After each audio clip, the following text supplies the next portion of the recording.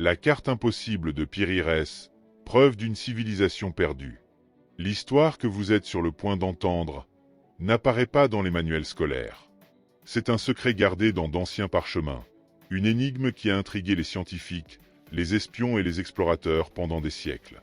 Aujourd'hui, nous voyagerons dans le temps, des palais ottomans du XVIe siècle aux archives classifiées de la CIA, pour découvrir la vérité derrière la carte la plus dérangeante jamais créée.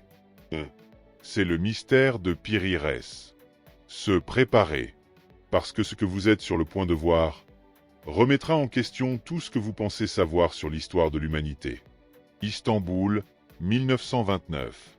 Parmi les archives poussiéreuses du palais de Topkapi, un groupe d'historiens découvre un parchemin oublié. Une carte qui remet en question tout ce que nous savons de l'histoire humaine. Son auteur, un amiral ottoman nommé Piri-Reis. Son crime, dessiner des continents qu'en 1513, aucun Européen n'aurait dû connaître.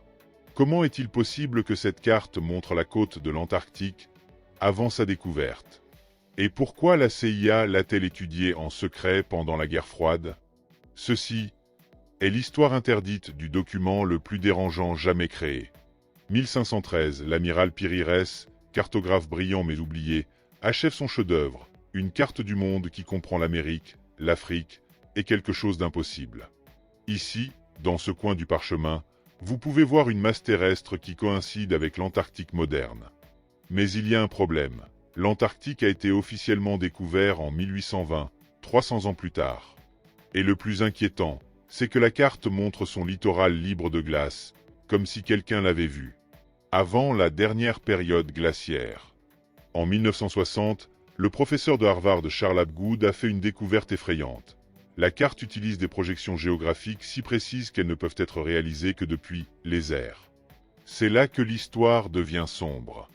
En 1956, la marine américaine a reçu une copie de la carte. Sa réaction, le classer top secret et l'envoyer à l'expert en cartographie Arlington Mallory. Cette carte est scientifiquement impossible, à moins qu'elle ne provienne d'une civilisation dotée d'une technologie supérieure à la nôtre. Mais il y a plus. En 1929, lorsque la carte fut découverte, 20 pages de son carnet disparurent. Que contenait-il? Piri-Reis a écrit qu'il avait utilisé des « sources anciennes » pour cartographier des zones inexplorées. Des sources qui, selon lui, remontaient à Alexandre le Grand. Parliez-vous de la bibliothèque d'Alexandrie? Ou quelque chose de plus dangereux? Imaginons un instant qu'il y a 12 000 ans, une civilisation maritime dominait les océans. Leurs navires ont cartographié le monde, y compris une Antarctique verte et habitable. Mais ensuite est arrivé le déluge mondial. La glace a enterré leurs connaissances, jusqu'à ce que des fragments, comme la carte de Piri-Reis, refassent surface. La preuve de cela?